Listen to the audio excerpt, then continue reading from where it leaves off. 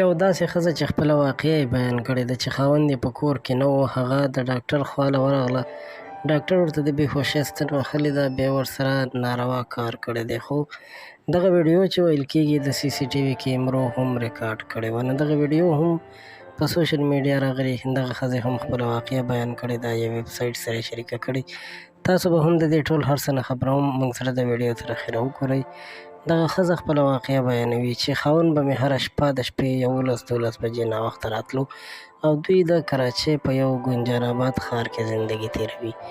وایي چې یوه ورځ په ما باندې ډېر زیات درد راغی، ځکه چې دا ښځه وایي زما 3 اولادونه دي او د اولادونو پیدا کېدو په وخت کې ماته د ملا دردونه پیدا شوي وو.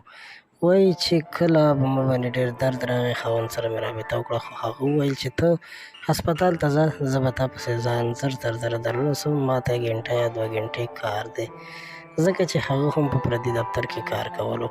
کله چې دا ښځه هسپتال ته رسېدلې، یعنې رکشه کې ناست سره هسپتال ته رسېدلې، نو هلته یې د خپل نمبر انتظار کولو چې د شپې تقریبا 9 بجې وې.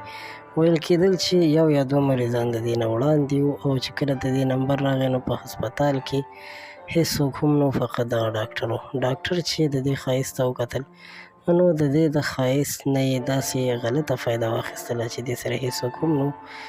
دا ښځه وایي چې د نشې ستنې راته ووهله، بیا د هغې نه پس وایي چې زه په ځان پوهېدم چې ما سره څه کېږي، خو وایي چې ما هېڅ هم نشو ویلی.